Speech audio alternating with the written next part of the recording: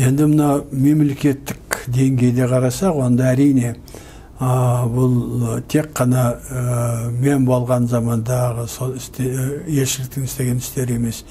Бұл енді содан кейін біраз жақсы азаматтар келіп, елшілер болып, олардың барлығы сол. Ол енді ұрпақтан ұрпаққа деген дейді. Сол кейбір мәселелер шешілді, кейбір шешілген жоқ. Ол енді басқа әңгіме. Мысалы, бірақ болған мысалы су мәселесі, және де шекарадағы су мәселесі. Мен сол жаққа барғанда 92 жылы ең бірінші ұсыныс Қазақстанның атынан шекарадағы су мәселесі, Ілияның тағдыры, ертістің тағдыры. Содан қанша жыл өтті, 90 санап көршістік, 30 жылдай.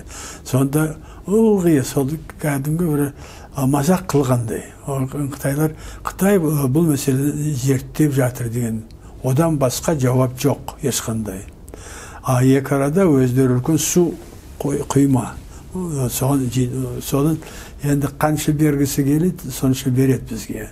Сонымен Іле өзен қара ертістің тағдыры шешілді. Біздің пайдамызға еместі. Бұл өте өкінішті. Ал енді бұған кімді кінәлауға болады? Әрине Қытай жағына біз енді оның несін арам ойларын, істерін ұқтық түсіндік. Ал енді біз өзімізді кінәлауымыз керек. Біз мемлекет ретінде, ұлт ретінде бұл мәселеге дұрыстап қарамадық, мінез көрсете алмадық. Бұға берсең суға береді дегенде осы. Олар содан кейін Қытайлар жағынан. Бұл енді өкінішті жағдай. Ал енді сонда біз екі арада өзіміздің бауырлас, тағдырлас мемлекеттер, Орта Азия мемлекеттері. Қырғыз бауырларымыз біз еш уақытта бізде ортақ енді сол үлкен мәселеміз бар шешілмей келе жатқан. Ол да сол суға байланысты. Мысалы, біз Қырғызбен ауыз бірлікті жоғалтпаған кезде ынтымақты күшке айналдыра білгенде. Мысалы, Мұхтар Әуезов Қырғыздың анасын құтқарды. Ал енді Шыңғыс Айтматовтар Мұхтар Әуезовтің қилы заманын құтқарды кезінде. Солай 40 жыл жатқан түрмеден шығар деуге болады. Сонда ауыз бірлік көрсетіп, біз онда Қырғызды Қызыл су дейтін өзен. Қырғыздан Қытай жағына ағады. Көп мәселе сол жерде ауыл шаруашылығына байланысты сол Қызыл су шешіп отыр.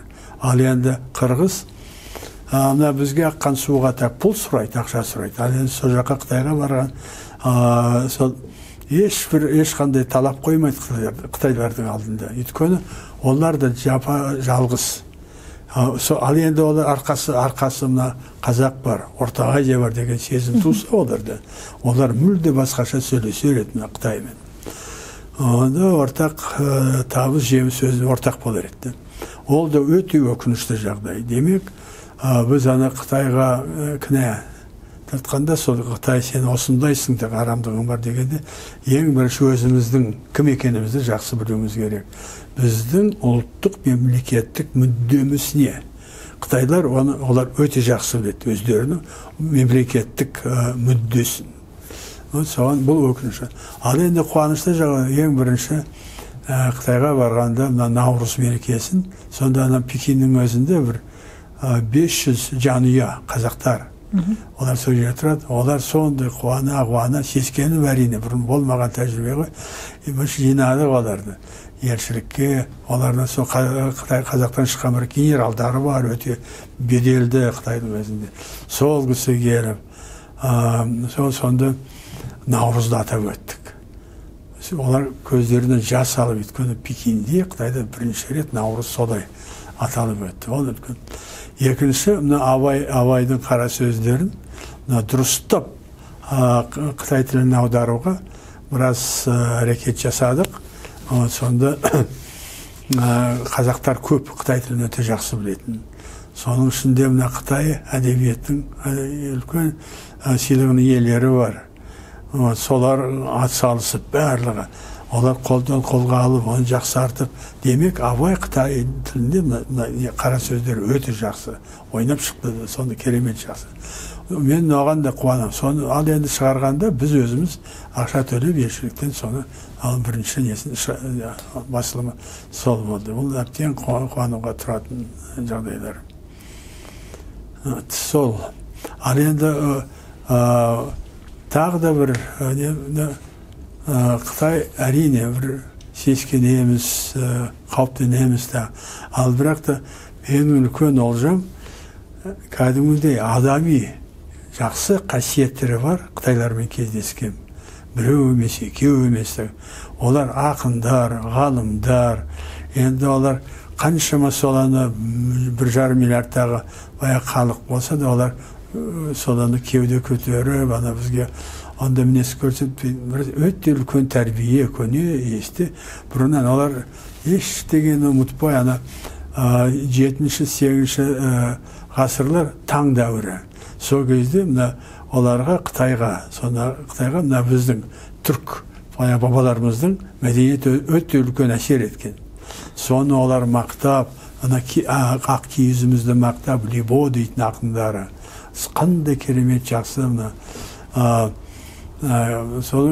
Жалпы олар түрк тілінде сөйлей бастаған кездер, сондай кездер болды. Біз оны, олар Қытайлар оны есінде сақтайды.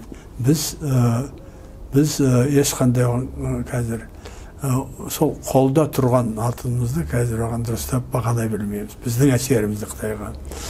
Ал енді соның ішінде өкінішке орай 751 жыл Ахлақ соғысы, не талас соғысы. Ол енді Қытайлар өте жақсы біледі. Бұл 751 жылы. Сол кезде таң әскерлері келіп, олар ана Ташкент алып алды, Шашу кездегі тағы басқа. Олар мүлде Еуразияның тарихы мүлде басқа жолмен кетер еді. Ахлақ шайқасы болмаса. Ал енді сол кезде 751 жылы түрк бабаларымыз өзіміздің. Содан кейін арабтар сол жерде болған. Содан кейін парсылар, олар тіл табыса білді. Содан кейін тойтарыс берді Қытайларға. Тас-талқан шығарды. Үлкен Қытайдың жауынгер күштерін. Сол есте қалды олардың Қытайдың. Осы күнден олар қалай болса да сескеніп қарайды жаққа. Сондықтан олар үшін ең бірінші, ең ірі мәселе осы Орта Азия халықтар бірікпесін деген. Сондықтан арамызға олар шоқ салып, алыстатуға ұмтылады. Оған көп әрекет жасайды. Осы сабақтарын ұмытпасақ жақсы болар еді Қытаймен қарым-қатынаста. Және де достарымыз, әлемде біздің қандай достарымыз бар. Мысалы, Индия, мен ешқандай, Жапонияда барды. Енді Америка нелерді айтпай әрқайсының тәкөшін, Ресейдің әрқайсының өздерінің пайдасын ойлап жүретін нелер қойылады сол айтады. Но бірақ сол әрине бізде сол ойыншы болуға айналуымыз керек. Бізде өз мүддемізді білуіміз керек. Бізде соланы ұтарымызды қандай қандай жолмен жеңуге жетуіміз керек деген соның бәрін есте сақтауымыз керек. Сонда бекер сөздер барлы. Ой, Қытай баяғы сен қара Қытай келсе күнің бітті дегенде жетер енді олар. Қазір күнделікті олар енді кірді келді осында Қытайың. Енді қарап көрсең, көзіңді ашып, шындықты сөйледі. Ақтауда қанша, тағы Ақтөбеде тағы бәрі шындық қой. Ал дәл осында ертең оянғанда, ұйықтаған қазақ, ертең оянғанда мүлде басқа мемлекетте оянуы мүмкін. Сол болмас үшін қазір уақыт өткізбеуіміз керек.